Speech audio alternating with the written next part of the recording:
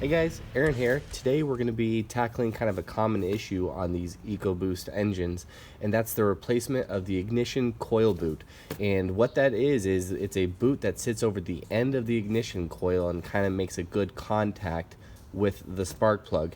Now, some symptoms of a bad ignition coil boot on these motors are kind of an erratic misfire at higher loads. So let's say if you're going to pass somebody on the highway, you're just going to accelerate and the engine kind of bucks back and forth. It actually can be misidentified as a transmission issue. However, I have a really nice way with a scanner that I use right here to monitor fuel trims to verify that it is in fact a misfire that is occurring.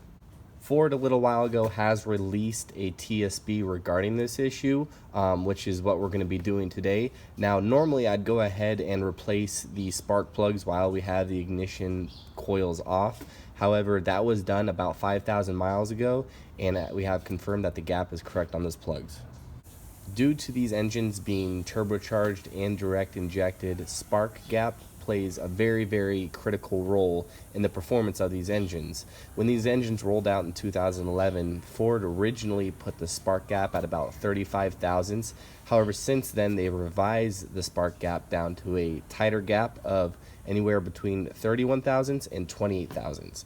Now, if you have a tune or your motor makes a lot more power than that, you're actually going to need around 26 thousandths just so the spark doesn't blow out. Now, when using a scanner and diagnosing misfires, I really like to take advantage of mode 6. This is our current and history misfire, and you can actually see which cylinder is currently misfiring and which cylinder has misfired in the past. Now, this truck has been sitting in the shop for a couple days and been idling for a little while. That's why these values have cleared. It's a really good tool as far as finding out what cylinder's having what problem. However, yes, okay, fine, we know that we have a misfire. How can we contribute that to an ignition coil? Or is it fuel related and injector related? How do we know? What I like to do here is access our fuel system. And with our fuel rail PIDs active, we can actually take a look at long-term, short-term fuel trim, and more importantly, we can look at our fuel rail pressure, which is right here at about 200. What we need to do is compare that with our fuel rail desired at 199, and it should be a couple PSI off. That's normal, but you should never have a discrepancy of 40 to 30 PSI. And also, one nice feature is that we can go in here and check out faults for our injectors. What the computer has is a strategy to read to see if there is an electronic error with a fuel injector. Now, you definitely want to check these out when the vehicle is misfiring. So if you're having a high load issue, definitely check these under that load. Now, especially the same goes with our fuel pressure. There is a greater demand of fuel pressure at higher RPMs versus lower RPMs. So we definitely want to, get any doubt that there's a problem with our fuel system out of the way so we can move to our ignition coil. These are just some of the PIDs and data PIDs that I look at to help us get, kind of a better understanding of what it is at fault. Now, here's the coil boots that we're going to be installing. I like to use OEM parts, especially for the electronic systems on these trucks. You can go aftermarket. I've done it before, but I've always had perfect luck with going with the OEM part. I'll go ahead and include a link in the description of where you can purchase these. They're about $5 to $6 a piece, so not too bad. Here it is. It's just a little bit of spring here, and it's just a boot that goes right over the coil. So let's go ahead and go over the parts that we're going to need to replace these. So we're going to need a ratchet, an 8mm or 5/16 socket. I like to use a flat blade screwdriver and some dielectric grease. Alright, so doing this job, I like to start on the driver's side, do the driver's side 3, and then move over to the passenger side. So the first thing that we're going to want to go ahead and do is just get everything out of the way so we can remove our ignition coils. Take our nice little cover for the high pressure fuel pump off, and we're going to need to remove this connector in the back here. There's a tab on the bottom of it. Go ahead, lift up on the tab and pull out on the connector. Tuck the connector out of the way. Next thing is to remove the PCV line on the valve cover. There's a gray tab on the back of it. Go ahead, slide it over and lift up. It'll just turn out of the way.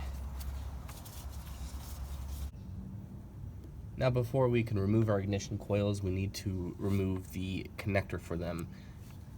There is a tab, a red tab that we need to just simply pull off, just like that. We can depress the connector and it'll come right off. Tuck the connector out of the way. Now we can get to our bolt.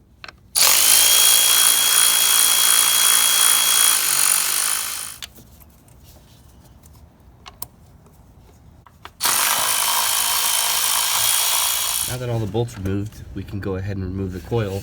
By twisting the coil and pulling up at the same time, we can go ahead and take them out. Sometimes they're really hard to take out, so you can take a flat blade screwdriver, and while turning, you can slowly lift up and they should just pop right out.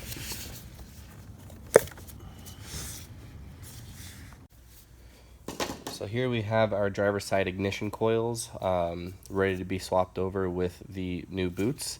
Simply just twist and pull off. Now what you can do, and what I recommend, is take some dielectric grease and put it around the base of the coil. This is going to prevent any water contamination getting inside of this area. It's also going to help these coil boots go on a lot easier. Simply just press on, twist a little bit, and it's ready.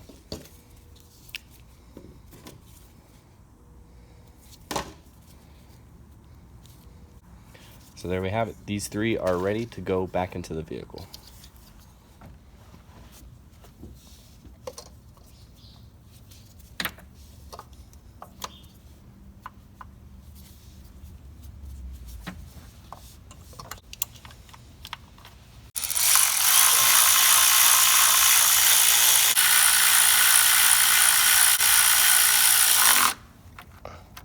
Next, let's go ahead and throw our connectors back on.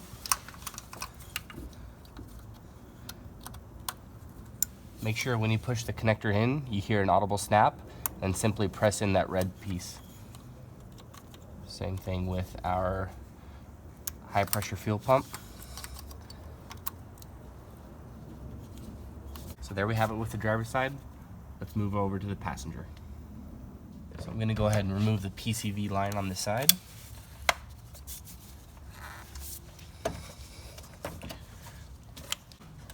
Now the connectors.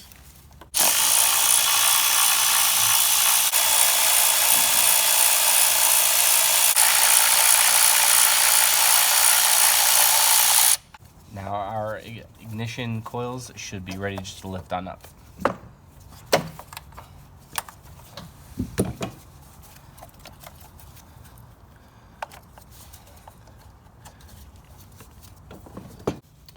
Now it's pretty much the same for the last three as it was the first three.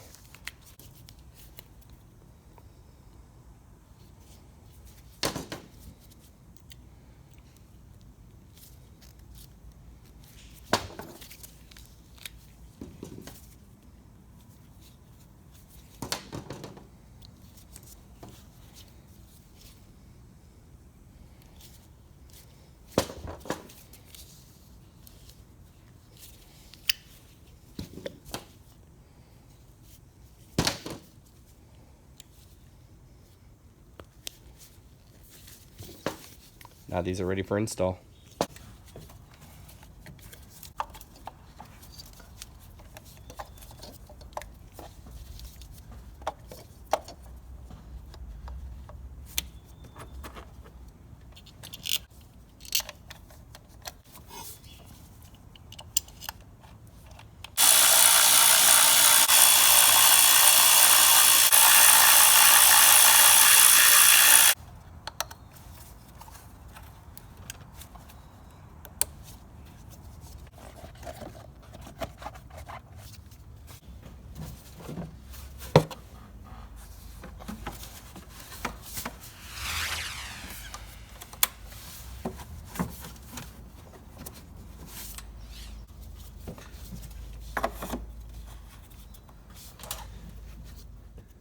And once you got everything back together, last thing to do is connect your battery and take it for a test drive. So I hope this video has helped you out, give you a little insight on how it's done, and definitely check out the links in the description. So thanks for watching, guys, as always. See you next time.